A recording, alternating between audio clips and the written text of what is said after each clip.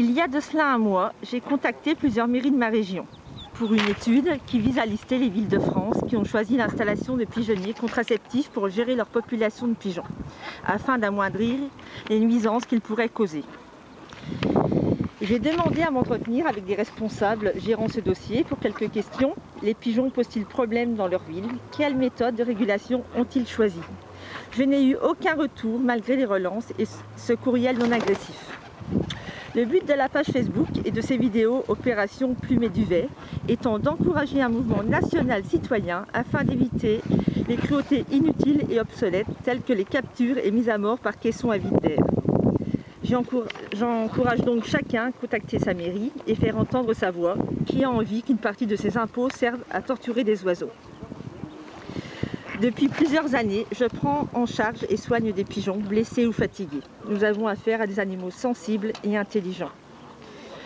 Le nom de l'opération tire son nom des 2 derniers pigeons restés chez moi et que j'ai hébergés quelque temps. Plume, arrivé paralysé des 2 pattes, est resté à la maison 8 mois et Duvet 6 mois. Ils sortaient libres en terrain et pouvaient rentrer comme ils voulaient et partir, mais ils sont restés plusieurs mois.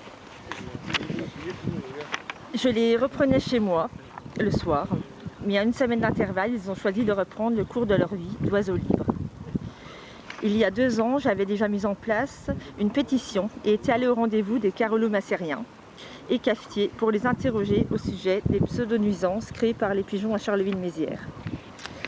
J'avais également informé sur la méthode choisie par la ville, capture et mise à mort par caisson à vide d'air, où les animaux meurent suite à explosion de leurs poumons.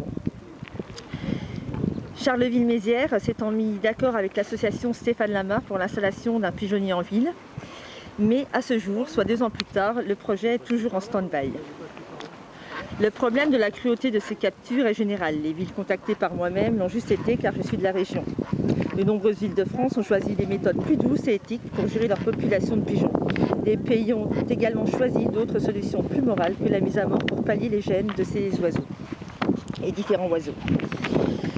Concernant la légende des ornithoses, maladie transmise des oiseaux aux humains via les pigeons de ville, nous devons aussi différencier les ramiers sauvages et de bisets ex-domestiqués.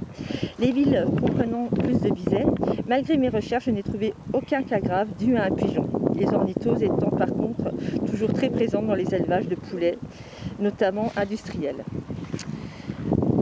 Je m'attends également à ce qu'on me dise qu'il y a plus grave comme problème actuellement, le corona, sauf qu'un problème ne prend pas le dessus sur tous les autres. Ils ne sont pas liés et quand bien même nous avons affaire à 2 souffrances bien distinctes. Et fermer les yeux sur l'une n'en résoudra pas une autre. Merci d'avance de m'aider à rendre ce projet public. Pour me contacter, on peut aussi me retrouver par mail vivant, vivants, @live.fr. Christelle Gallet de l'association Vivant.